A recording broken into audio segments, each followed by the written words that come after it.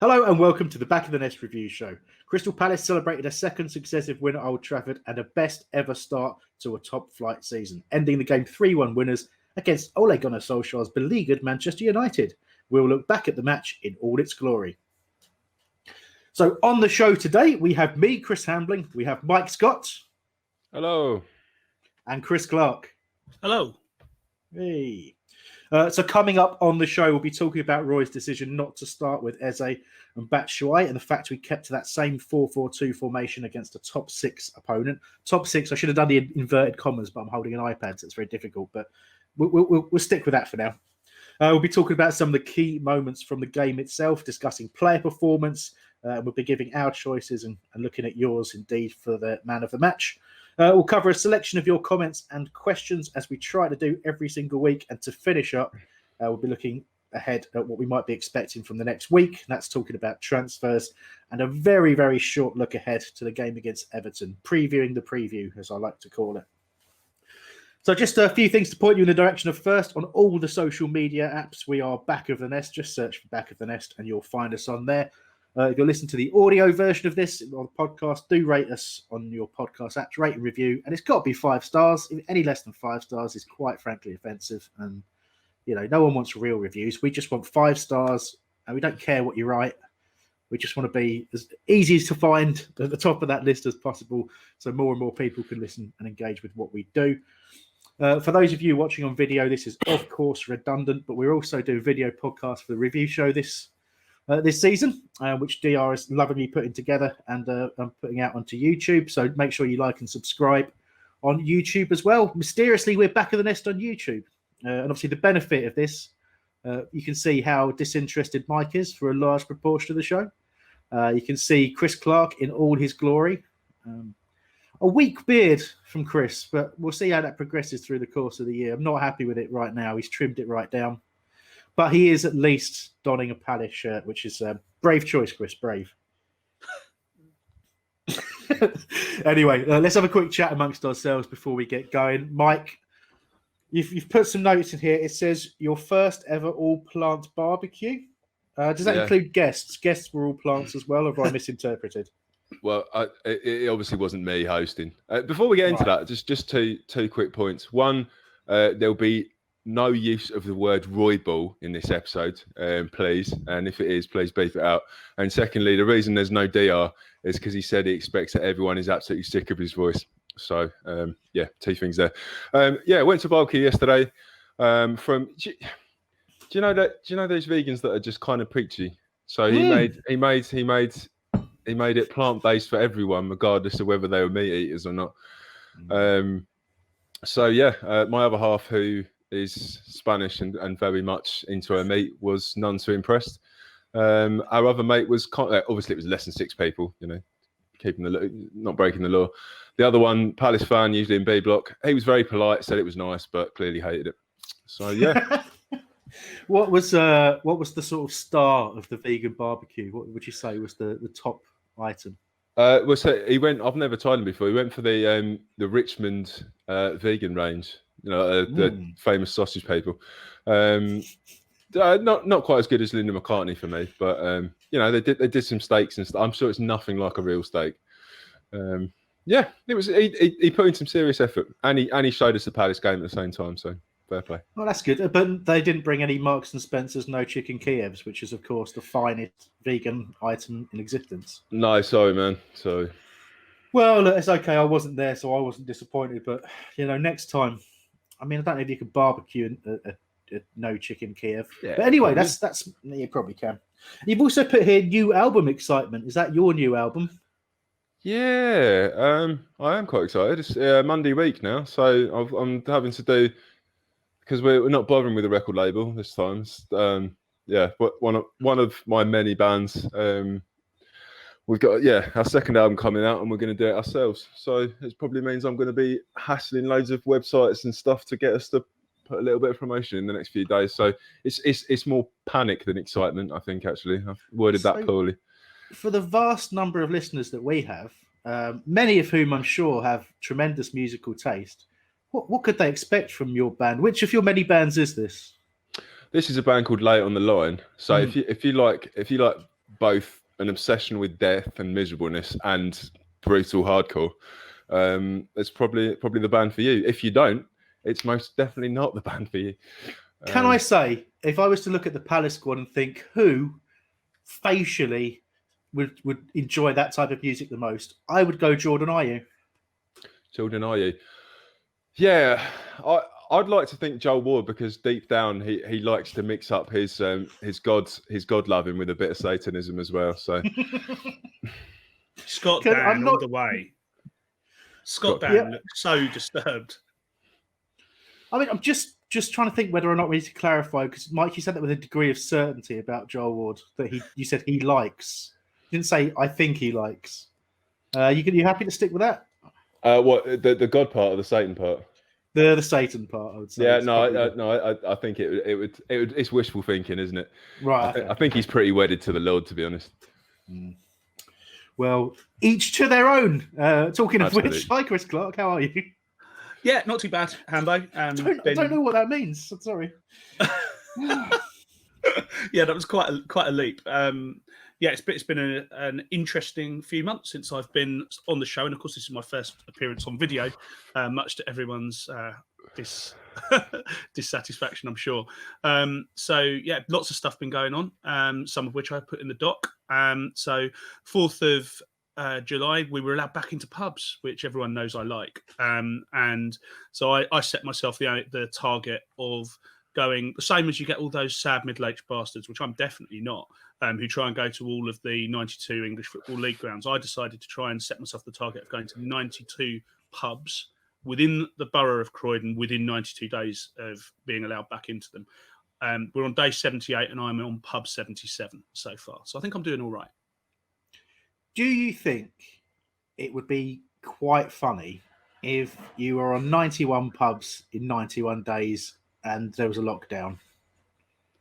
And honestly, I think that's a racing certainty. I mean, it's absolutely clear that Boris Johnson fucking hates me and is going to do that. Let's be honest. Well, there we go. Listen, of all the things that people have decided to do that I've heard in terms of, just focusing on something and delivering on it, Chris, you're inspiring. I can't imagine that kind of commitment. It's to be applauded. Celebration at the 92nd. Yeah, I mean, you notice you kindly added me to your kind of what seems to be what I thought was a social group and appears to be a collection of quite severe alcoholics, which I haven't quite really entered into those discussions because of the sheer dependency there seems to be on alcohol in those conversations. They all seem absolutely lovely people, I have to say, but I think you have taken it to a new level, and I just wanted to take a moment to applaud you before we get on with the show. Thank you. I'll take that. Thanks. Well, I'll do a little bit of sharing, but obviously we do have to get on with things very, very quickly. I have been traumatized by spiders. I don't know what's going on in the world at the moment. We've got obviously COVID, we've got all sorts of stuff going on, but every damn day they just get bigger and bigger. And one walked into my living room yesterday, just stood in the middle of my lounge and just pretty much stared me down. And I got my usual spider jar to collect it, and it almost didn't fit in the jar. It's so big. So I don't quite know what's happening with the spider population. I feel that they might have somehow taken over from humans. But have you seen the film The Mist, Hambo? I haven't, no. Okay, well, see that and come back to me, because it sounds like you're living in the mist right now. Okay. I will seek that one out. I haven't got much else to do. I've got a couple of weeks off coming soon. So the mist involves spiders, right? Because from the title, it sounds like it involves a mist. I'm not going to give it away, but it's got the single most depressing ending to any film, including The Boy in the Striped Pajamas, that I've ever seen. So, okay, good news. And the only other thing I wanted to share is if you haven't been joining us on our watch-alongs, Dia and I did a watch-along for the Man United game. They upload to YouTube. Obviously, they go out live on YouTube, but they're also uploaded afterwards, and you can revisit the game if you want to do so. There's a moment relatively late on where things are starting to get a little bit tense, where I asked DR a fairly innocuous question about the decision to re-award the penalty because De Gea's come off his line. And DR was very, very excited about what was going on the pitch, and went to answer my question normally, but because of his excitement, was unable to control the volume. And he ended up screaming at me, just saying the words "rules are rules." And I really struggled to keep it together for a good 15 minutes after that, and it's well worth a watch because, it's hard to explain just how funny it was. But his brain broke like properly around the second goal. He's in the background now; he can't speak on the show, but he knows it's true. He was absolutely shell shocked by the Palace performance, and I think that's as good a way as any to start talking about that performance. So, as we often do, we like to talk about the lineup and the tactics first and foremost.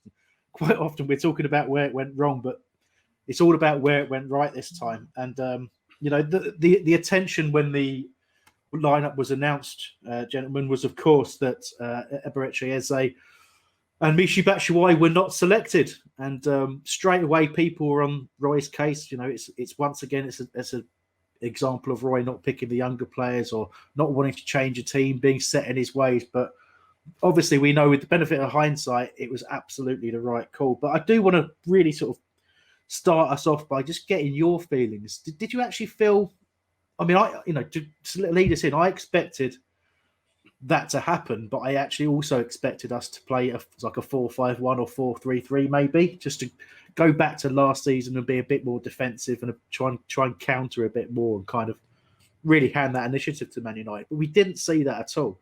Did you expect that? I'll ask you first, Mike. Did you expect that when you saw the lineup, when you saw what Roy had done? Any frustration crept in from you? I didn't expect the 4-5-1. I sort of expected him to do an identical thing to what he did against Southampton. I know there was a big discussion last week about not sticking to a winning formula, but I kind of, it was more an argument, wasn't it? I kind of expected that he would. I've got in my head that he's probably going to have Eze on the bench for a little while now. He tends to bed players in fairly slowly. So I wasn't that surprised. And in terms of Batshuayi, I can't see how he'd get in above IU in the starting 11, to be honest with you. I mean, that's me loving the Ghanaian prince, but I don't really understand how he'd start. So I was happy enough with it. I was slightly worried that we would go back to exactly what you're talking about, the 4-5-1, 4-3-3 hybrid as the game progressed, if we weren't doing very well. And Chris, it was possibly the wrong lineup to actually have this conversation about the selections, because you would never drop IU, Mike, and of course, Chris, you would never drop Jeffrey Schlupp. So I would assume pre-game you were probably happy to see Eze remain on the bench for the time being.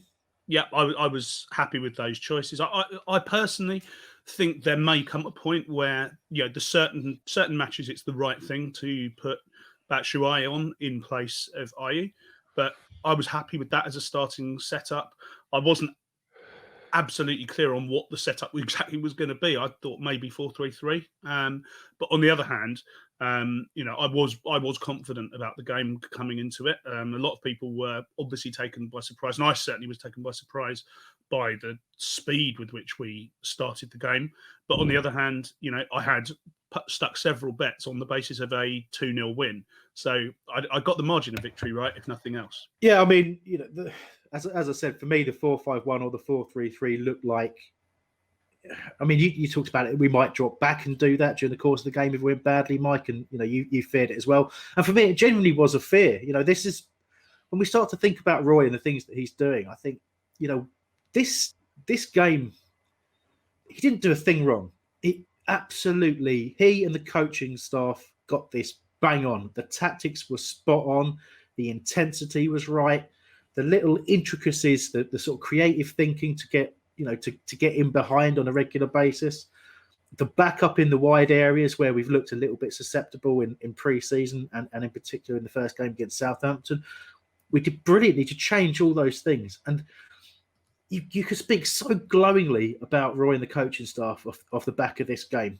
But I do have to temper that with the fact that, first of all, we have to recognise that last week wasn't a great performance against Southampton. But we also have to recognise the fact that this system change was available last year. So I'm not going to get carried away. But what I am going to say is when you look at what we saw against United in this particular game, it's so very different to what we did last year. And although we got the win at Old Trafford last year, Roy himself in the post game comments talked about how much better it was than that game, and he's bang on. He's absolutely bang on. It was much better. And you look at the players that played. There wasn't any. We had people on the bench, and we could talk about the impact of that later on for sure. But essentially, it was the personnel that he had available last year, just put into a better system. And that, I suppose, I don't want to try and get into a negative too quickly here, but that's the frustrating thing. That's the thing that got to me when we got 1 point in 8 games in the restart, and when we were poor before that. It was the fact that we didn't try and change anything. And we've just seen the first 2 games of this season, in particular, this fantastic performance against Man United, that there were different ways of doing things. And I have to say, hand on heart, so happy to see it, and long may it continue. And if this is to be Roy's last season, there's a real chance for him going out with a flourish if we can keep playing with this intensity and this quality.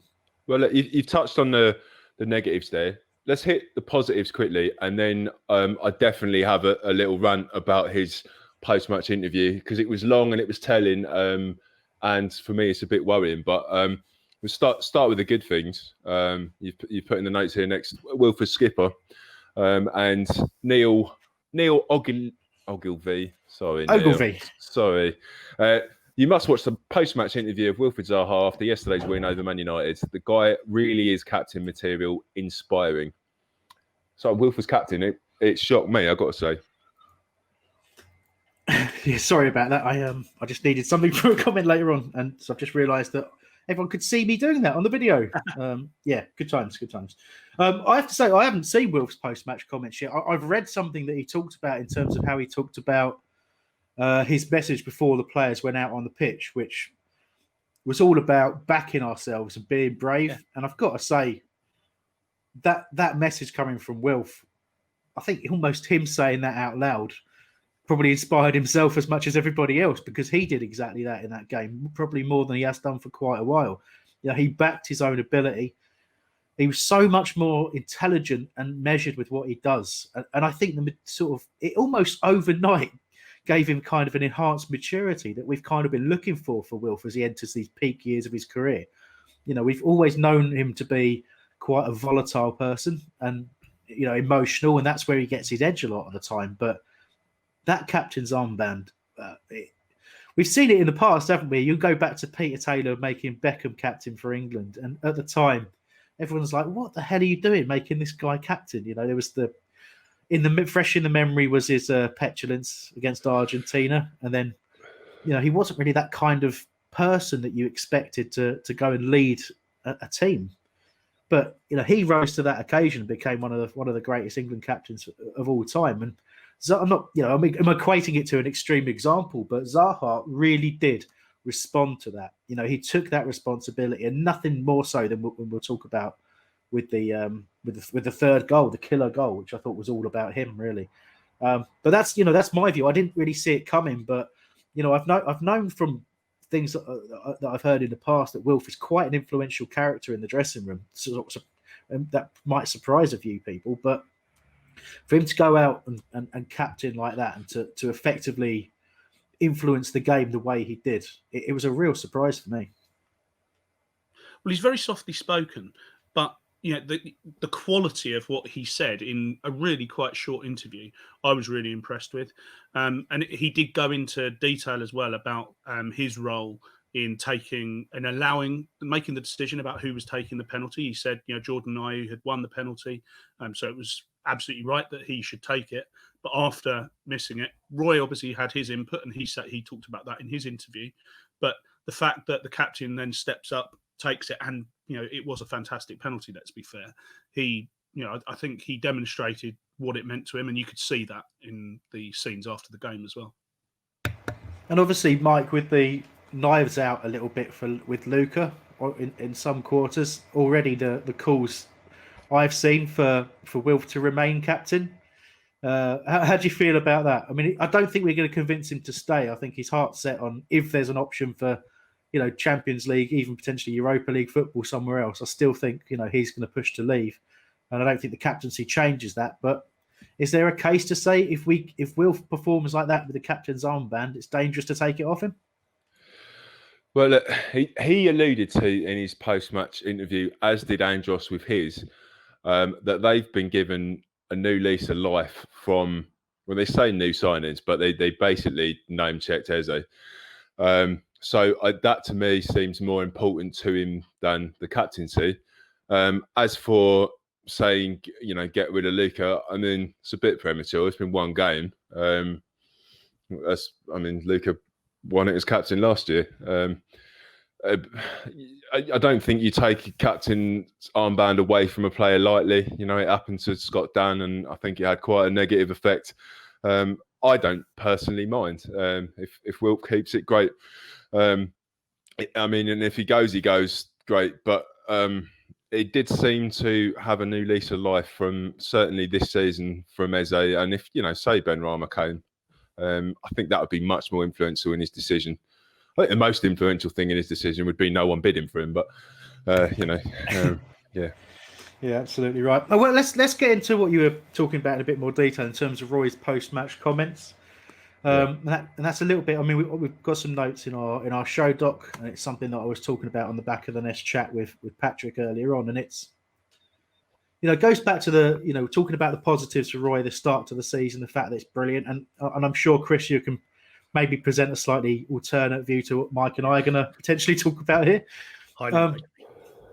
But he talked about, in particular, that spell of 1 point out of 8 games from in the restart.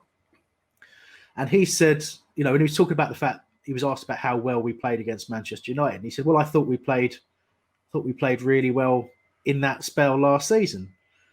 And that isn't true, is it? To be quite honest with you.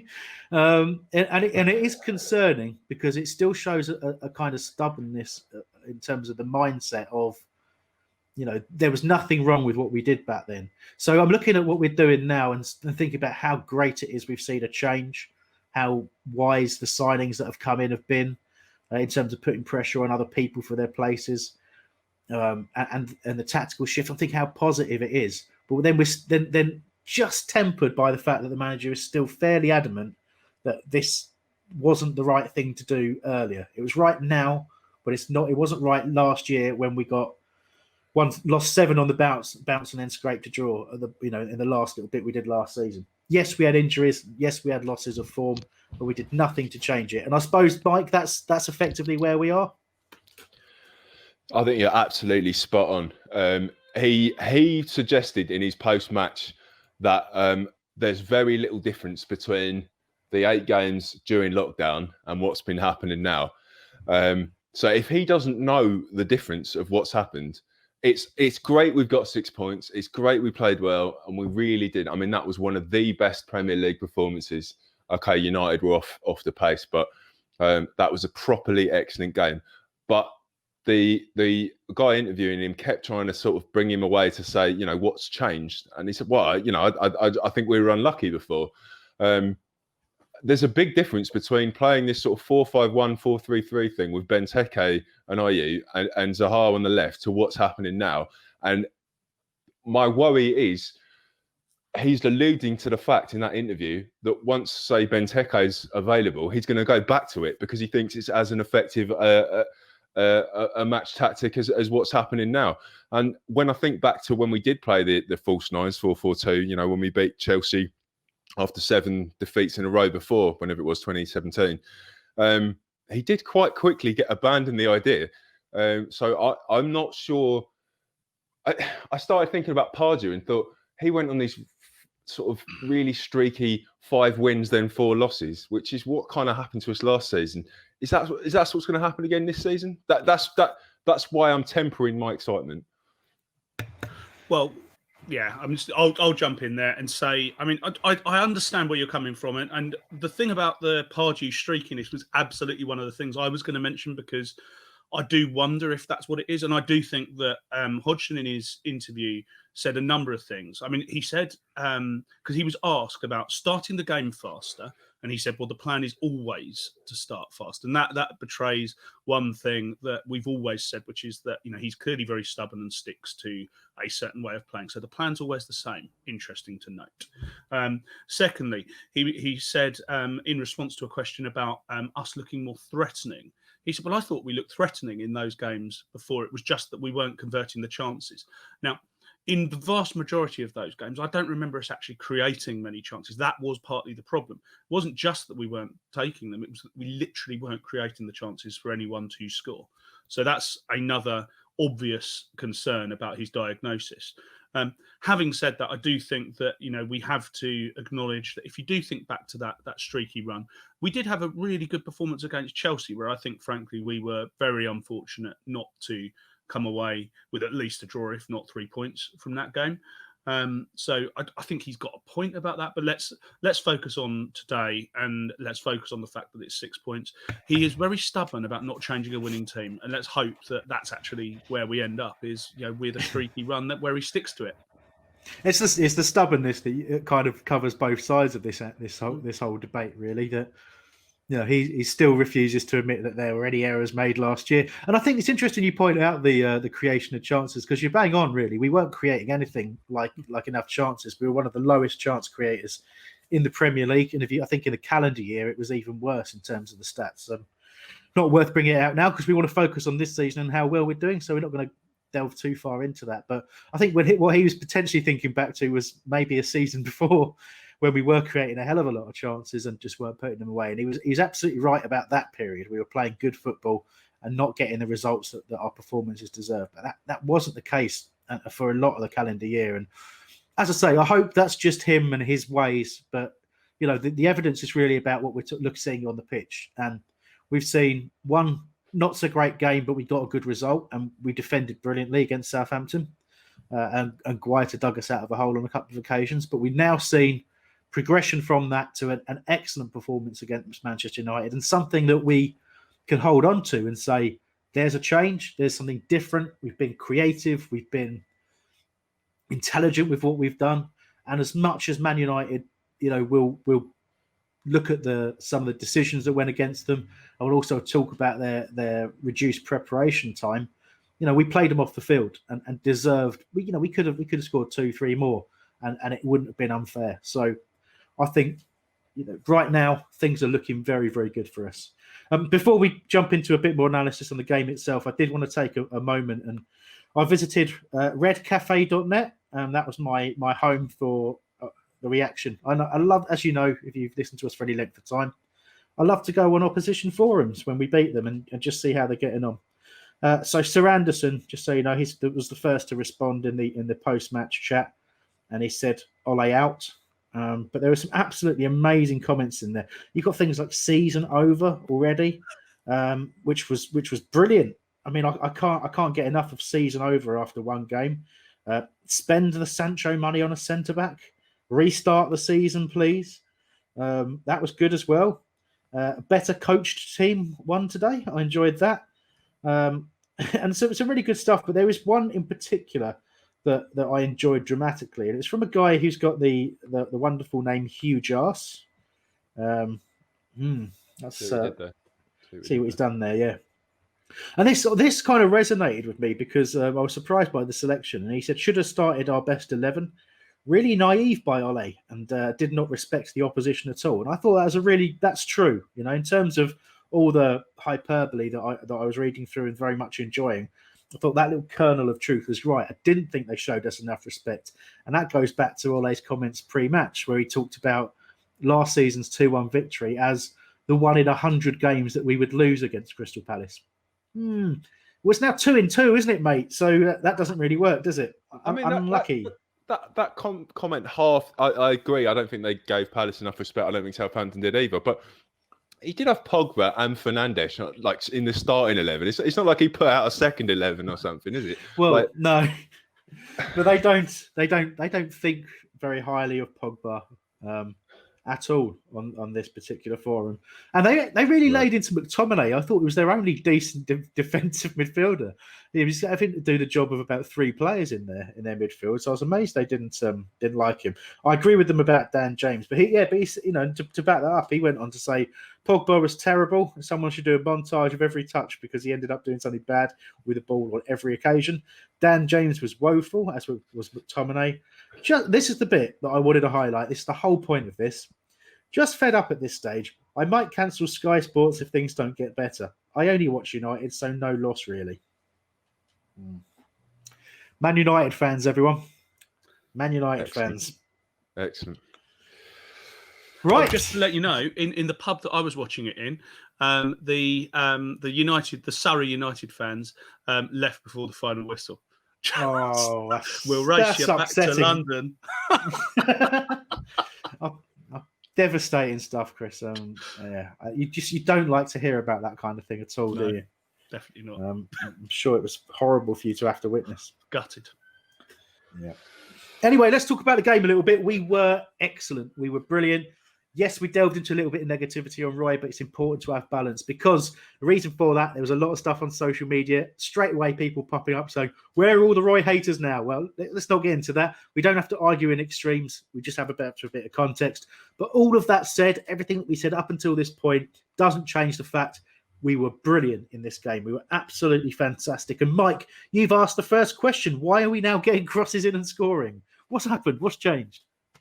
I mean, I was hoping that you two could tell me because I got no idea. Schlupp looks like a world beater, and the fact I can't think of that many times where we've had Schlupp on the left and Zaha in the middle, and I don't know how much of it's that, but or if it is just a new lease of life that Eze's brought in, or a combination of the two things. I've got no idea. I'm hoping you two do. I mean, in terms of the fact that we're crossing, and you're absolutely right. It's something that seemed to completely abandon us for long periods of time. And we talked for ages about our favourite thing to do was to have Benteke in the starting lineup and then take him off and then start crossing the ball, or vice versa, start crossing the ball and then sub Benteke on and immediately stop crossing. That's been our MO for quite some time. But you only have to look at the tactical shift, right? You have to look at now we've got 4 across the midfield. Yes, they're not orthodox winger. Jeffrey Schlupp is not playing as an orthodox winger. Andros Townsend isn't playing as an orthodox winger, but both of them are orthodox wingers, if you like. So whilst they've been asked to do that extra bit, and then there's sometimes they're moving inside and getting into central areas, both of them are playing like men possessed at the moment, and that's the reason we're getting balls into the box. Andros, last year of his contract, he's a risk in terms of, you look at the players we're targeting.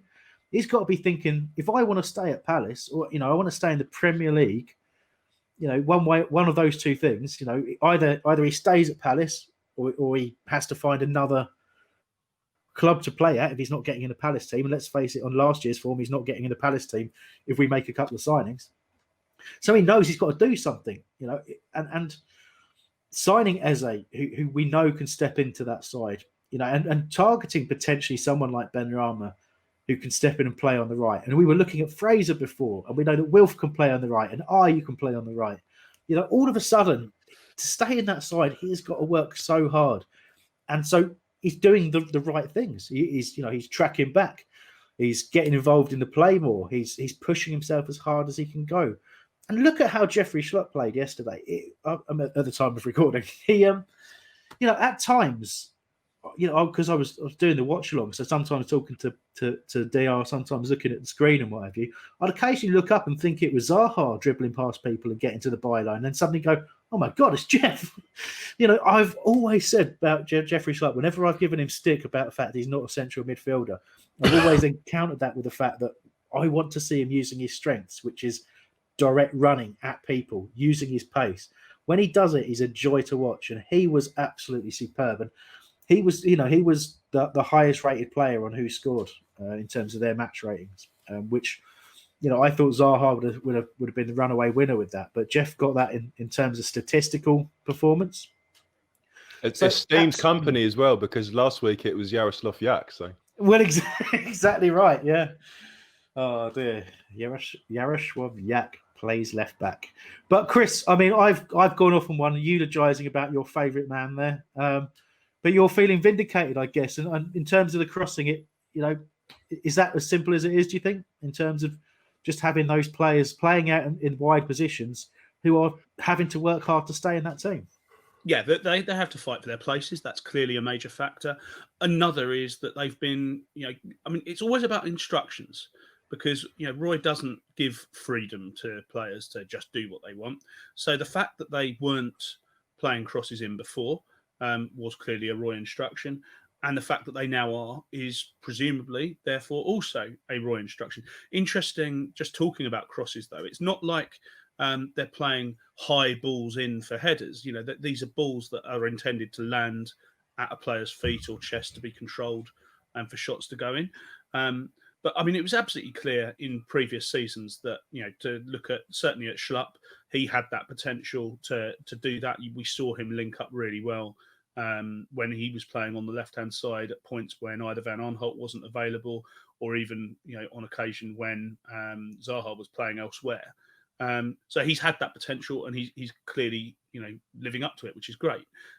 With regard to Andros, I think fitness and knackeredness is an issue, as is pressure. And I think he alluded to that himself in previous interviews, saying, nobody wants pressure for their shirt. And he is absolutely playing out of his skin at the moment. Long may it continue. Indeed. So I think, Mike, you've also highlighted, you've highlighted McArthur in terms of covering the defence, and also just a general conversation about the defence. And I think it's good that you highlighted that. I think actually both Maccas were outstanding in that game. I think it's interesting you picked out McArthur, and I was, my notes, I've picked out McCarthy because they did, although they were doing a similar role in the way that they were being asked to close space down and shield the back line. McCarthy was the one who sort of really came out of position a bit more and was putting in the rougher challenges. But you're absolutely right. McArthur was the one who was, almost at times dropping into that back line to close the space. And, Man United, when they did threaten, it was all about trying to play clever 1-2s in and around the box. And they were always the ones getting a foot in. And I suppose, we kind of almost... We talked about the fact that Gyro got injured, otherwise he probably would have played. We talked about the fact that Luca's on the bench, and potentially, if you're thinking about a 2 to start in midfield, if everybody fully fit, would either of them be starting? But on that form, they look undroppable. Yeah, I mean, I think this is where Hodgson's probably blindsided us, and I've only put McArthur down because I know that McCarthy was going to get a few comments. PD Eagle 84 wanted us to talk about the importance of James McCarthy. So McArthur was shielding just in front of the defence, and I think doing a pretty sterling job. And I think there was a few positional issues with Joel Ward that I noticed. I'm splitting hairs here, but he covered that well. McCarthy again doing a similar thing to what he did against Southampton, and I would say that they are currently undroppable because of the fact that it just allows what I think the commentator referred to as our front four, just so much more freedom. They're playing so narrow, so you've got two players looking up the pitch, 2 players looking back in midfield, and if that works, then great. Then I really can't. Lucas looked suspect doing that in the past. It's not necessarily his strength. He's kind of a bit of both of those worlds. So, if there's 2 just happy to shield the defence, then that does allow a lot more for the front four to do what they want to do. So right now, I wouldn't drop either of them. No, absolutely right. And going into that, I mean, actually, Chris, let's just get your views on the 2 of them. And in particular, we've been asked to talk about McCarthy's importance. A player still linked very much with a move away. And there's all sorts of rumours that the Palace are indeed looking at potentially another central midfielder. Obviously, prior to Batshuayi being available, Conor Gallagher was going to join. So, potentially he's also playing for a future there as well, whether that's at Palace or somewhere else. But the importance of them 2, particularly in this game, how did you view it? Well, I mean, actually, it's interesting because I got a bit frustrated with McCarthy on a couple of occasions where I actually was saying, why on earth is he starting? And I know the answer to that is, Luca's not been as fit and hasn't been on form either, and mostly he had a good game. So, and McArthur, absolutely looks, back at his best, and it's great to have him.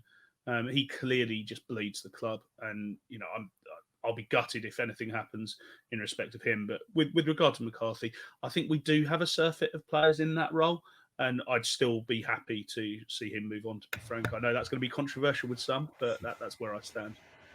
No, and I'm in a similar boat, really. I've been really pleasantly surprised by his contribution this season, because he was very good against Southampton as well. But I was very dismissive. Even in the Southampton game, Dio and I were dismissive as he was doing something tremendous to win the ball back and put Townsend in down the right for the cross to Zaha. But it's always good to be proven wrong to a degree. But in terms of long term, I don't know if he. Again, maybe the system suits him better now. I'm not so sure, but there was a long, sustained period when he was fit and being selected where he didn't really seem to offer much other than a tiny little bit of aggression and occasionally squaring up to someone, which we all enjoy, but it doesn't win you football matches really. But this time out, absolutely outstanding against Man United. And it leads us into that discussion, Mike, about the defence itself. We've got some questions on some of the detail of that later on, I think. So I won't sort of dwell on it too much, but it is a makeshift defence. We started the game with, in terms of centre backs, one who was just not fit, in terms of Mamasako, and one who is a central midfielder who, we acknowledge plays at centre back on a fairly regular basis for his country and has played centre back at Premier League level on a number of occasions. So it's not quite as ridiculous as it sounds, but he is excelling there. And Mitchell, we've got to talk about Tyreek Mitchell as well in that defence, because he's just getting better and better with every game. His contribution in this game, not just defensively, because he had benefited massively from having Sacco near to him in terms of defensive performance, because Sacco was talking the whole game to him. But when we were going forward with the ball, you could see it, he's got a really good eye for a pass. He knows when to play it in behind. He knows when to go down the line. He's got, in terms of the passing angle, weight of a pass, he knows how to hit it.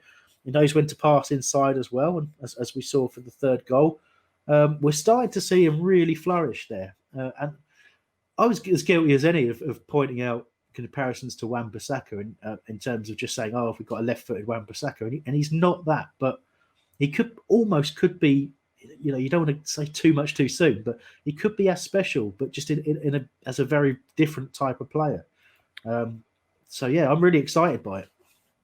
Sometimes with a wing back or left or right sided defender, not talking about them is one of the biggest compliments, because that there was nothing really of note that you noticed, because we're watching from the TV, we're not watching live, we only get to follow what the camera people are doing, and the fact that for a large amount of the times he wasn't particularly noticeable, whereas Ward did make a couple of mistakes. He let a ball go above him, and Greenwood was poor header, but probably should have scored. Mitchell did all the right things defensively, but also I think it was for the chance that IE pulled a save out from De Gea for an absolutely beautiful ball, just dinks it over a Man United player's head and set IU off. And I didn't know he had that in his game, and it is exciting. And it's good to know that there's some serious competition in that role, or if it even is competition. And by the time PVA is fully fit, he's definitely number 2 in that position. So very pleasantly surprised so far. Yeah, I didn't think that it would be any doubt that when PVA was fit that he would come back in. I thought maybe this season would be the breakthrough season for Tyreek Mitchell, but in the sense that he would play maybe 10, 15 games and come off the bench a little bit. And that would be his breakthrough. Then going into next year, PVA's out of contract. Does he stay? Does he go? Then he gets to stake a claim, and we'd probably have to bring in another left back. But, there is a strong chance if he keeps improving like this that, as you say, PVA won't get back in. Chris, in terms of Colin Squire's question, he has said, would you keep Kouyaté at centre-back when everybody's back fit? And he personally feels that that's his position now, and he's getting better with every game. You think about the centre-backs to come in, Cahill, Tompkins, Dan coming back in. Anyone else? Have I forgotten anyone? Kelly. Kelly, yep. So if you think about all of those, does Kouyaté play above all of those for you? No, that's why I'd sell James McCarthy, because I think that that's a position that Kouyaté goes back into, and you bring in whether it's Tompkins or whether it's Cahill, I don't know. Also, Sacco, as we know, and Tompkins have both made of glass, so they've both got injuries in them. So we need the depth. But I have to say, with these performances, I do absolutely take the point. It would be very hard to drop Kouyaté from the position, or even to move him at the moment, because he is looking an absolute beast. I will say one other thing, though. I do want to take issue slightly with Mike's criticism of Joel Ward, because when you look at the stats on his performance yesterday, he had the most touches of any Palace player, 49. He won 100% of his aerial duels. Again, that's also the most of any Palace player. 87.5% of duels won. Made 7 clearances and 4 interceptions. Those stats are all credit to CPFC Analytics on Twitter. But I thought he had a really good game. And yeah, if he made a couple of mistakes, I think people have prematurely written him off with the arrival of Nathan Ferguson. Excited though I am about that, I think we're seeing Joel Ward back pretty close to his best. He may not be fast, he may not be flash, but he's a very good defender. I'm absolutely not writing Joel Ward off, and I'm only splitting hairs because we played so well. If you want to look for stuff that isn't just pure positivity for an hour, that's about all you can come up with. And I think the only issue he had was positioning. So I mean, the fact that he won all his headers, well, in the particular thing with Greenwood, it's because he wasn't in the right position to win the header. But I'm totally splitting hairs, and Joel Ward still had a decent game. In terms of Sacco. Actually, earlier in the week, had asked Twitter whether he got back into people's starting 11 if he's 100% fit. A few people said, well, he's never 100% fit. But generally, it was sort of 3/4 of people said no, he wouldn't get into their starting 11. So I was quite surprised by that, and I was fairly happy that he looked really sharp. Well, Dia and I discussed it, and Dia was, by his own admission, I'm sure, was pretty negative on Sacco before the game. And talks about the mistakes that he makes. And I was saying that, for balance, we know that he does have a mistake in him, but we also know that he's good in terms of, being a ball-playing centre-back. He's able to play the ball out from the back, and at times becomes almost a threat, because he can start moves off in a way that others can't by stepping out of the back. And we did see that a couple of times against Man United. But I don't think anyone would have seen that level of performance coming from Sacco. And it is a welcome reminder that a motivated, fully fit Mamadou Sacco, in my opinion, is far and away the best centre-back at the club.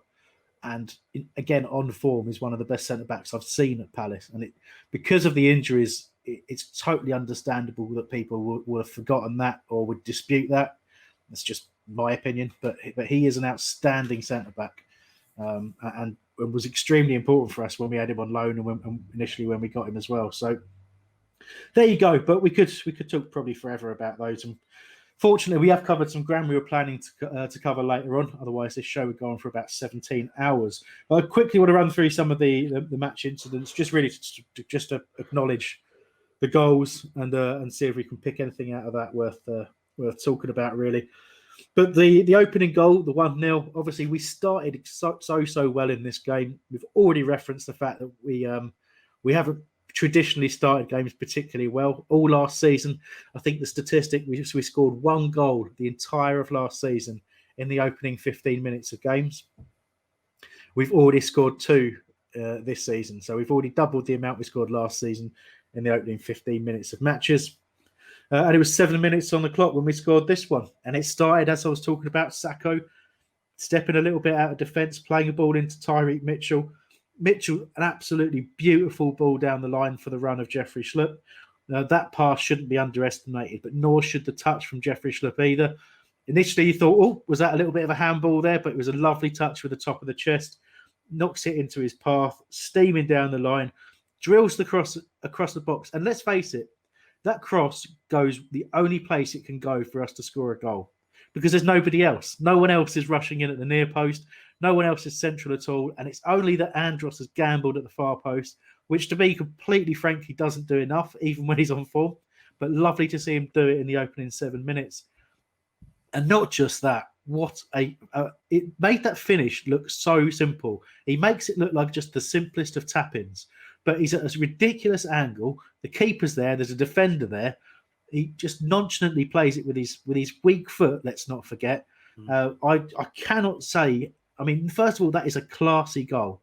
If you look at how that goal was built and the football that we played that early in the game, that is absolute class. And every little moment about it was brilliant. And I cannot speak highly enough of it. Excuse me.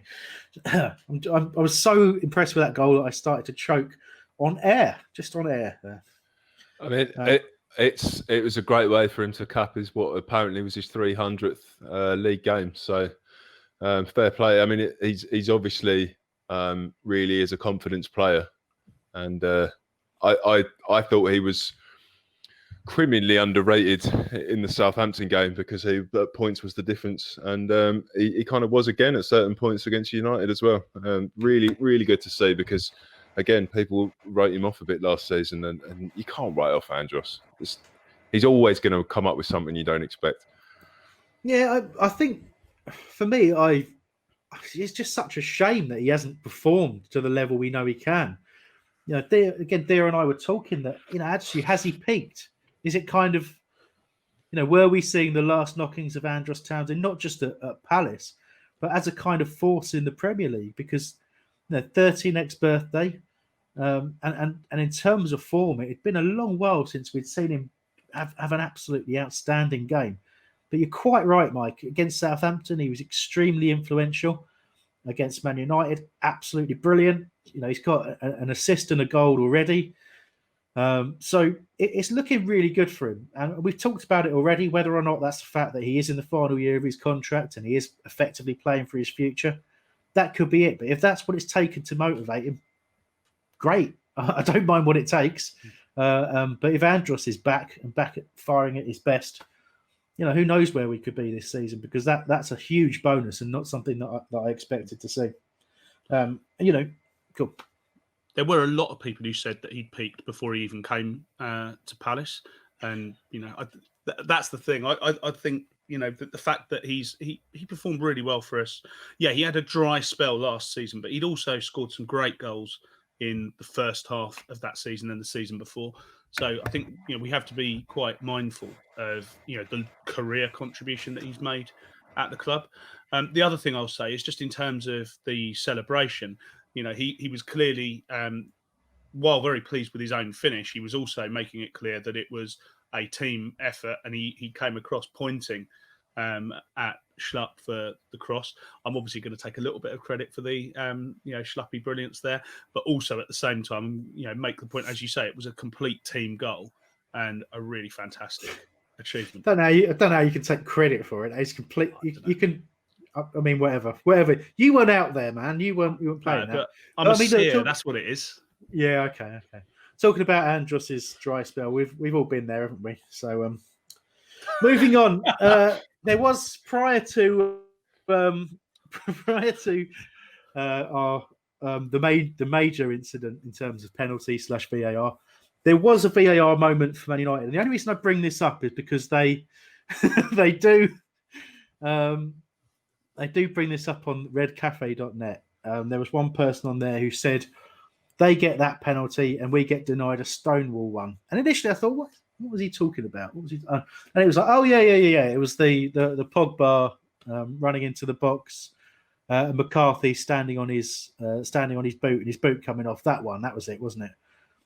The one that wasn't a penalty. The one that wasn't a penalty. Yeah. Red Cafe sounds like a very, very seedy site.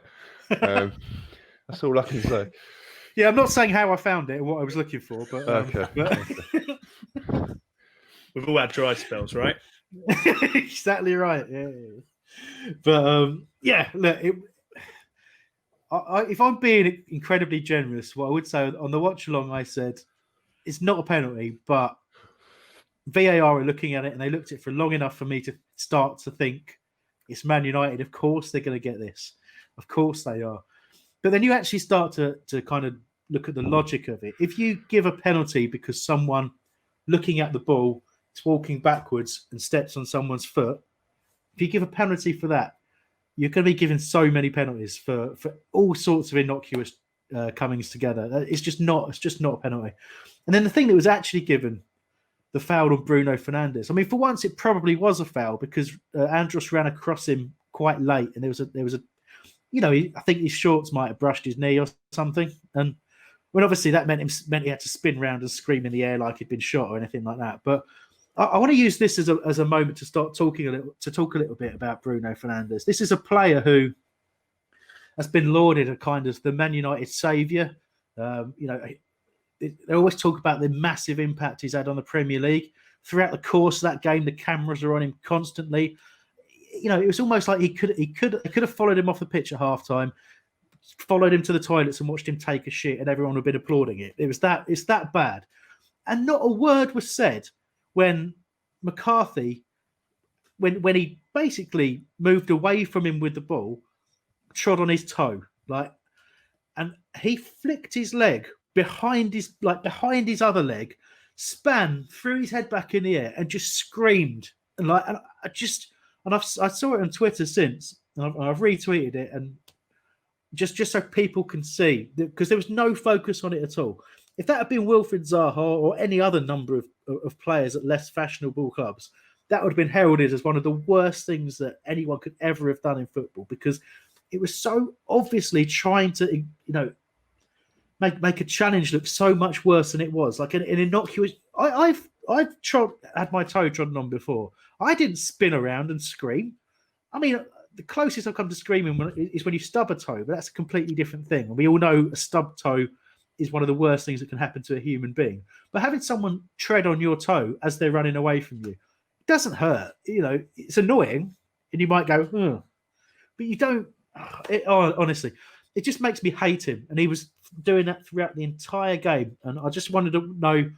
Now I'm calming down a little bit. Did any of you guys pick up on that, or was it just me and my confirmation bias? I mean, I didn't, but when there was a comparison recently about how The Sun and other papers dealt with Harry Maguire's off-field antics compared with Raheem Sterling's, it's no surprise that Fernandes gets treated like that and Zaha gets treated a different way, is it really? I think there's underlying issues at play. I hadn't noticed, and I'm sure would have really, really pissed me off.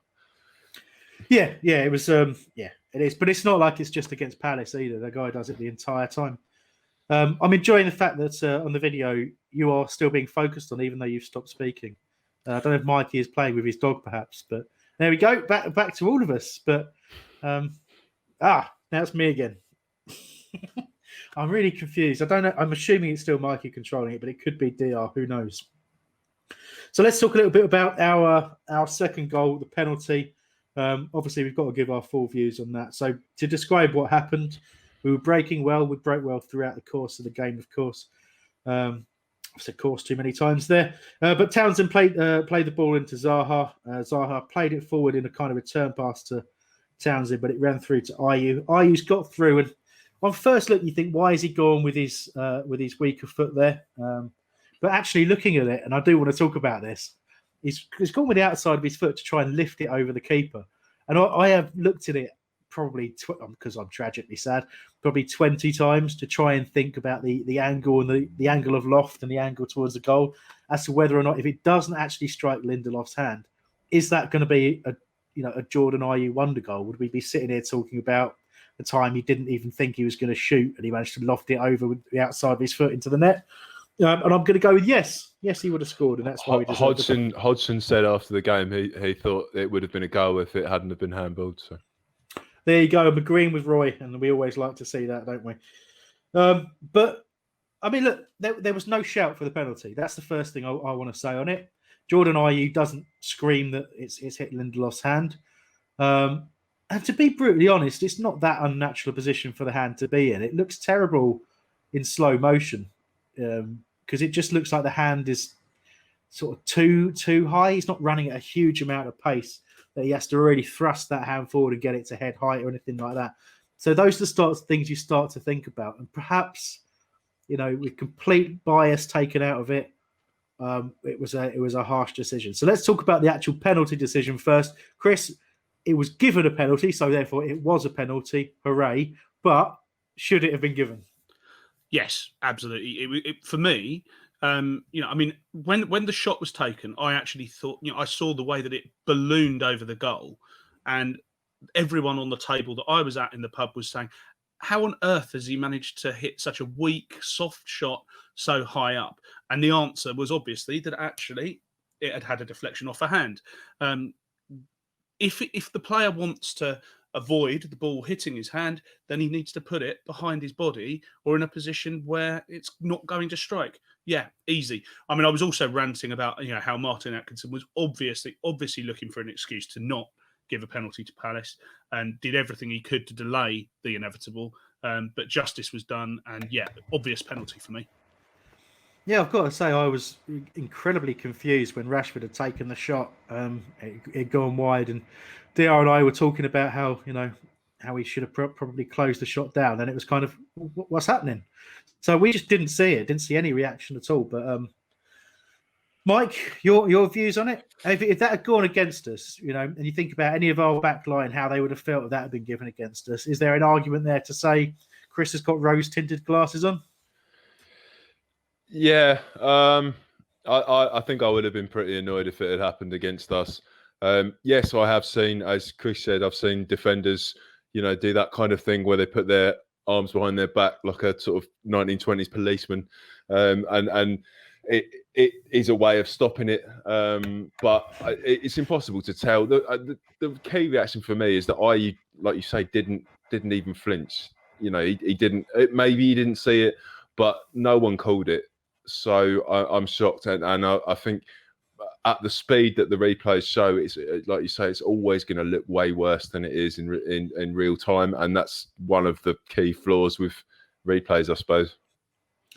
Indeed. In the interest of time, we'll try and fly through the next few bits and pieces, but I do want to talk about the fact that penalty was retaken, and again, a massive surprise for me to see the play called back. The penalty from RU was atrocious, and thank God he didn't try and take it again. And it was interesting to hear Roy talk about the fact that he shouted from the sidelines and said no, and that was from experience that he's had of a player who simply didn't missing one, and then going on to miss a second as well. So completely understandable.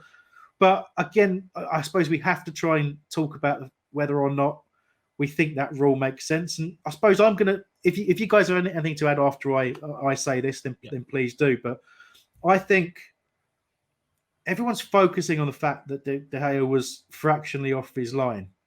But his starting position is directly on his line. I've seen a multitude of keepers start a pace behind the line, so they have that opportunity to move forward as the ball is being hit. So realistically, he only has to adjust his technique fractionally and his starting position fractionally for that not to be a problem. So I don't have any sympathy with him at all. And it's interesting seeing Danny Murphy talk about the fact that he didn't care if keepers, were a step off the line. It made no difference to him. And I understand that angle as well. But for me, it's not like that was a secret rule. This stuff's been communicated that it's going to happen. So you think in terms of coaching, in terms of the player themselves, they would have that in their head, right? They're looking to see if I'm going to come off my line. I can make a really simple, tiny adjustment that loads of people have already made anyway, and then this doesn't become a problem. So for me, however unfortunate it might feel, however unfair it might feel, absolutely the right decision's been made there. Anybody else got anything on that? Yeah, absolutely. First of all, bringing the tone down, bringing up Danny Murphy, fucking hell. I've got to say, it's been a bugbear of mine for a long time that keepers can come off their lines in the same way as they often have the ball for more than 6 seconds. It always annoyed me when that was a rule, that kind of stuff as well. It's going to be a quick lesson for every goalkeeper this season, and we've benefited from it because they're all going to get a bollocking come training sessions now to not do it again. So we have benefited because it won't keep happening. But it's good that it has, because that is properly following the law as it should have happened for the last however many years. It's very easy to that before VAR that could have been followed up, and it never was. There's plenty of times, and I know Hennessy's often guilty of it, coming way off his line. Still doesn't save the penalties, but it annoys me, and I'm glad they picked up on it. So yes, excellent. Yeah, it was also. Sorry. Cool. Okay, totally agree with both of you. And all I'll say on that is there was also in the Chelsea-Liverpool game a penalty that was saved by the Liverpool keeper, and there was a review of that, and it sounded like it was possibly going to be overturned and there'd be a retake, but it wasn't. So they are clearly applying that rule now, and as you say, Mike and Hambo, they're going to have to adjust and get used to it, and we've benefited from it, which is great. And just to mention it again, that was the point in the watch along where DR screamed at me, "Rules are rules!" when he meant to say it in a normal voice because he was excited. Absolutely amazing stuff. So very quickly, we talked about it a little bit already. We did get pegged back shortly after that in the sense that we made probably our only real defensive error of the game, and that was the ball coming in from our left, Liverpool, Man United's right, and they won't like that if they ever hear me talk about that. Unfortunately, it was Kouyaté who did a bit of an air kick, and as a result, Wardy wasn't set for the ball coming through to him. It rebounded off of him. Sacco, not anticipating the sort of two problems before him, ball's under his feet, doesn't quite get a chance to adjust, and it's an easy tap in for, as I've put in the notes here, James Van Der Beek from Dawson's Creek. That's who it is, isn't it? And he scored. I made for that Man joke United in the pub, and everyone said who? Oh man, what a waste of your time, honestly. They're the ones at fault there. I mean that is a reference for the kids, that isn't it? Yeah, well, I'm up with the kid. They're all still watching the OC, right? James Van Der Beek isn't like 58 years old or something now. That's fine. The problem is, I mean, I know DR's probably never heard of him for a start. Anyway, that was 2-1 and disappointing, and you start to get nervy. But Captain Marvel himself, Wilfried Zaha, we'd made the change. Eze had come on for Jeffrey Schlupp on the left-hand side. Had actually struggled a little bit to get into the game, and similar to the kind of things that were happening for him against Bournemouth, where he was getting possession of the ball, but often with players close around him, and the pace was a bit high for him, and so he was giving the ball away a little bit too much, I think, for people to be comfortable with him starting on a regular basis at the moment. But there's so much quality there when he gets the ball under control, and he was almost initially looked like he'd start to try and run the ball into the channel down the left-hand side and just keep it. But he had a couple of players go out with him, and Mitchell was left unattended. So just knocks it back to Tyreek Mitchell. Lovely ball into Wilfried Zaha, and reminiscent of the second goal against Brighton where KG had played it into his feet. He span and smashed it with his left foot. He spins the other way from the ball from Mitchell and drills it bottom corner with his right foot. And great celebration. You could hear him scream, especially if you're watching the version of the highlights without the crowd noise on. So he definitely enjoyed that goal, and it killed the game, and it just felt right. I'd hated that if we had been scrambling to keep the two, to keep 2-1, and who knows whether that pressure would have told if Wilf doesn't go ahead and do that. But again, we've had a little bit of potential fortune if you look at the second goal, but the third goal, very much like the first, was just a classy finish and a fitting reward for a terrific performance. He absolutely had the better of the two in defence. And sorry, my virus definition update's just hit. He absolutely had the better of him, and he managed to just get himself an extra yard and have that shot. And you just got to say that if we had Benteke and probably IU up front as a two, that just wouldn't have happened. So I really hope that he stays where he is for a decent part of this season. Yeah, I think that's a good shout as well. Talking about their defence, I mean, Lindelof is not the best, is he? But I know this is a fairly common thing for people to say, including a whole bunch of Man United fans. But how the hell Harry Maguire is an £80 million central defender, I do not know.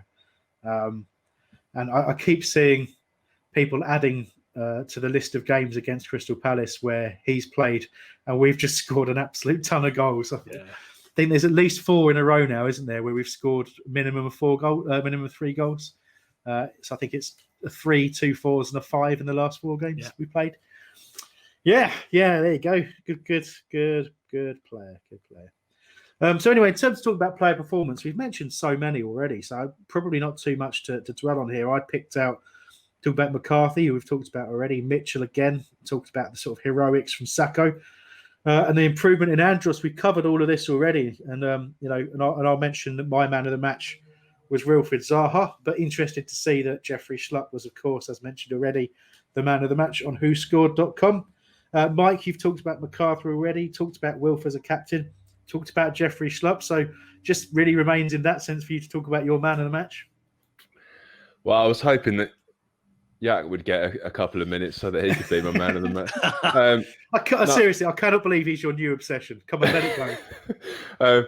I mean, it has to be Will for me. The fact he was captain, the speech afterwards showed what it meant to him. Yes, Schlupp played well, but it showed when Eze came on that I think he probably would have played just as well if Eze was starting there as well. So, yeah, Will for me, that is a performance. I think I can't remember one that he played better last season. So it's been a fair while since he's been as good as that. Absolutely right. And Clarky, you've talked about Schlupp already, unsurprisingly, because that happens every week, whether he's even played or not. Yeah. However, you've also mentioned the stats about Joel Ward. So all that remains for you to do is to talk about who your man of the match is. I wonder who it's going to be. Well, actually, I'm going to surprise you because, I mean, frankly, I'm amazed that Schlupp was picked as man of the match. I love him, and I think he had a really, really strong game. But I think you'd have to be looking at it with the kind of glasses on that I've got, that to do anything other than make Wilf the man of the match. First match as captain, 2 goals, including a brilliantly taken penalty. I just don't see that anyone else is even in the races for this one. It's Wilf all the way. I think what's the difference between the sort of who scored racing where Schlupp gets it and us all giving it to Wilf, I think that's because the statistics don't account for the fact that he's been made captain and a lot of the kind of the inspirational performance. How do you capture that statistically? It's very difficult to do. So I think that's got a lot to do with it. But yeah, as you say, I'm not surprised that Jeffrey Schlupp was up there though, because it was probably one of his best performances in the Palace shirt. So there we go. I don't know if we had a man of the match poll, Mike, in terms of because we got incredibly overexcited on our Twitter account during the game. Got a whole host of 4-word reviews, but I don't know if we actually said who's the listener's man of the match. Do you know what? I was enjoying my barbecue a bit much, and I didn't do it. So DR didn't do it either. So no, but let's assume that everyone would have been pissed off with my choices. Yeah, they usually are, including me. I might have given you a bit of a kick in on that in the show last week. Yeah. Sorry about that. No. I'm not. How did you leave Kouyaté out, mate? What's your problem? Well, I'll tell you what, it was Dan or Kouyaté. I couldn't put them both in, and I just felt because Dan had been given the captaincy, and I thought they were both excellent, that he just slightly took it for me. But then, allegations of racism and all that kind of stuff. Dear, oh dear. That's not where I anticipated that going. So let's move on. So we've got to sort of delve into the topic I call From the Crowd. All my brilliant topic names, they're not shared with the listeners, are they? It's just for us to look at. Might start publishing our show plans to show off a little bit. But anyway, so we've got some 4-word reviews. We might. Do you want to pick 3 favourites each? How about that? There's a list in front of you, and if I go first, then you've got time. So probably go down the second half of the list because I'm going to pick from the top half. I probably should have talked about this beforehand, really. But anyway, both Julian Chinnery and Thomas Lopez went for "Oh Captain, My Captain" in tribute to Wilfried Zaha, of course. Jess Booker went with "Dangerous on the Break," which was very much the theme of how we played. Pete Windsor went with a delightful "Another Freak Result," Ole, which I was incredibly impressed with. Certain Luke Chester went for "Your Defense is Terrified." And finally, Selhurst Exile went for could have been 5. Entirely accurate there. Who wants to go next? Well, Mummy White said 4 words not enough. It was bloody brilliant. But in fact, if she'd have left out that first bit, it was still 4 words. So fair enough. James McCormick, solid performance all round. Rob Wynne, Roy next England manager. Christian Pearson, make Wilf permanent captain. Edward Porter, Zaha now 100 million. Wheel, man, let's buy Old Trafford. No, it's cold up there, man. It's cold. CPFC Barbarian, David Moyes' daughter scandal. Fair enough. Did you see that in the coverage? Because what, they brought it back up, did they? Yeah, so Patrice Evra pre-game, and we can talk about this because he did it, and they had to apologise. He, to be fair to him to a degree, he was talking about basically Wilf not succeeding at Old Trafford, and he said there's that thing that may not have happened of him and Moyes' daughter, and everyone just sort of went quiet for a couple of seconds and sort of looked around, and then went, yeah, okay, then moved on. And then there was a little bit of a reference to it later on where they were just like, yeah, we make it clear we're not sure if that happened or not. And then quite clearly there'd been a phone call later on and they had to read out a statement. It's like, Wilfried Zaha has never met David Moyes' daughter. It's like, we understand Wilfried Zaha has never met David Moyes' daughter. And we'd like to apologise unreservedly for the comments that Patrice Evra had made. Absolutely ridiculous. Excellent. Anyway, Chris, any that Mike didn't cover for you there? Because he did a few. He did. So, I mean, Slymac67 cheated by saying, can we play you every week? By removing some spaces. Stuart Cox, methodical and controlled win. David Gibson had Brighton shitting it. And someone called Me and Palace had never a pen, lol. And then in terms of other lols, there was a Ryan Hinton with Evra lol. Leif Anderson's forehead, what brilliant name, but also an amazing tweet, which is banned from pub, lol. And lastly, Martin Carter with my captain, our GOAT, or greatest of all time. Can I say Leif Anderson's forehead, who is a regular contributor with, as you say, an incredibly fine name. I want the story behind that. So if you could drop us an email to hi@backofthenest.com, I'd very much like to know what exactly you did to get banned from the pub. I'd imagine it was, celebrating enthusiastically and there were Man United fans there. However, I'd like the full story if you feel like sharing. So a few questions in. I'll just fire these off in your general directions, gents. So Mr. Cadbury's Parrot started with, our possession stats were low, but our expected goals, one of my all-time favourite stats, was better than Man United. A success of a tactical switch or just that Wilf and Andros on fire? So we've covered that in the sort of general theory, but if you were to crystallise that, Mike, into a single answer, was it a tactical thing or was it the performance of the likes of Wilf and Andros? I mean, what do you think in terms of the expected goals? What's that key moment? I hope it was tactical. I really hope, because that is a sign that we could be doing better this season than most of us anticipated. My fear is that at the moment the players are playing absolutely at the top of their game, and it's more luck than judgment from Hodgson. But we shall see. Well, there we go. It's a cheerful way of answering that question, isn't it? But someone I do know on what you mean. Twitter just replied to Mr. Cadbury's Parrot quite quickly afterwards with the answer I would give, which was both.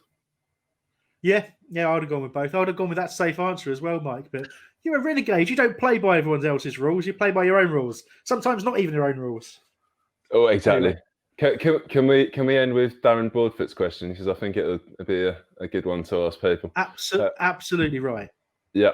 After watching the game back and watching our formation, without the ball, we look very, very good in this 4-4-2 and just as sharp with the ball. How would you tweak it and what players, if any, would you change? As right now, everything seems to be bang on for once. Don't answer at once. Well, it's really hard because you need to get the players back from fitness. I mean, my answer would probably be put Kouyaté in for McCarthy and put Cahill or Tompkins in at central defence. And other than that, I'd leave it unless other players were absolutely banging on the door. Eze obviously has looked pretty good.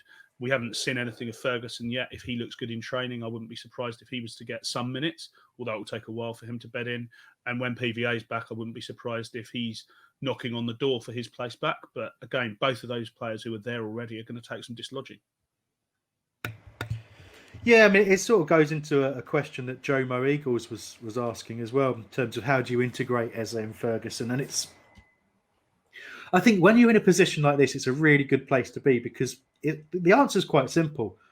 Unless Jeffrey Schlupp, for example, deserves to be dropped or has a drop in form, Eberechi Eze has to be patient and has to wait for his opportunity. Similarly, when Ferguson's back fit, if Joel Ward is still playing like Joel Ward played against Manchester United, then Ferguson's going to have to be patient and wait for his opportunity, whether it be a suspension, an injury, or a drop in form. That is what you want. That's what we've talked about pretty much as the theme today, which is having people ready and waiting to step in, and what that does to the people who are in possession of the shirt. Now, I think, if you look at if you're looking completely without emotion and in terms of team selection, if you look at the right back position, we need someone there who is a bit more of a modern right back, as in can contribute more going forward, and arguably is probably a bit more secure defensively, stops a few more crosses coming in from the sidelines. But that's you mentioned it earlier, Mike. That's sort of almost splitting hairs with Joel Ward, because he's doing his job so well at the moment. He's probably up there with the best that he's played in a Palace shirt right now. And the more he's pushed, the better it is. And however, you might end up in a position where Eze is frustrated in terms of the amount of game time he gets, and Ferguson ends up frustrated in the amount of game time he gets. And that will just be the nature of it. And the only way that happens is if we're playing brilliantly, and then we probably won't feel too bad about it. But so there's definitely some patience going to be needed, particularly for the younger players and the players that we brought in. But it's a long old season: suspensions, injuries, drops in form. All of those things happen. And if you're being very much looking at the last season in particular and saying what Roy was bemoaning was true, then you would argue when we've had drops in form and we've had injuries, all that kind of stuff, the squad hasn't been there to support, producing a decent level of football. But there aren't any excuses this time with the players that we're bringing in. In fact, we've got to try and bring the squad numbers down. I think before the transfer deadline comes along, we're going to have to try and get a few out. So to end the show, I'm just going to mention very much in passing that trying to pick out all the rumours and all that kind of stuff. The Sherlock transfer out doesn't seem to have happened yet, but the general consensus is that he's going to join Leipzig, and Palace are going to get a bigger share of any transfer fee than they'd probably have anticipated, because all three parties, that's us, Trabzonspor, and Leipzig, have negotiated the deal. So if that transfer goes through, that could have a significant knock-on impact in the business that Palace do in the market. The names were being linked with strongly at the moment. I still remain Ryan Brewster from Liverpool and Said Benrahma from Brentford. Those are the two names being linked in particular. We could reason that we're also probably looking in midfield, given the fact that the Gallagher deal went south when we got Batshuayi. So we'll see what comes of that. And we also know that we're looking at players for the future as well, trying to bring this average age down. So it could be a busy window yet for Crystal Palace, and you'd expect players to go out. And particularly if Zaha's playing like that, he's putting himself in a bit of a shop window as well, which we hope very much that nothing happens in that respect. But there's certainly no strong rumours that he's going anywhere just yet. Anyway. So, guys, last bits from you, please. Just give me score predictions. We won't talk too much about Everton. We'll just talk about what you think the score's likely to be in the preview. Guys can get into the detail. Mike, what are you expecting next weekend against Everton? I literally have no idea. Went on TalkSport for Cundy and what's his name on the Sports Bar, and I said it'd be 1-0 in the United game. I'm going to go 1-0 again for Everton. Mr. Clark, what do you reckon? I've predicted a win in the last two games. I've always gone with the same score. Neither time has it been right. Third time lucky. I'm going with 2-0 Palace. Well, I predicted a defeat in the last two games, so I'm going to stick with that. It's going to be 2-0 Everton, and we're going to play appallingly. There we go. Excellent. Yeah, good stuff. All right, well, thank you very much. That went on a lot longer than planned. Hey, that's been a feature so far this season. But hopefully, as we settle down and the team settle down, we'll get into a bit more of a rhythm with that. So thank you very much for listening and indeed watching if you are doing so. Special thanks to all of you that got in touch as well. Thank you very much to Mike and Chris. Mikey for producing and DR for producing the video version. Make sure you're subscribed to the podcast, and that will get you the preview show as it comes out probably Thursday, Friday. And of course, like and subscribe our YouTube channel as well to keep up to date on all of our content. You can find us on all platforms simply by searching Back of the Nest. So until next time, come on, you Palace.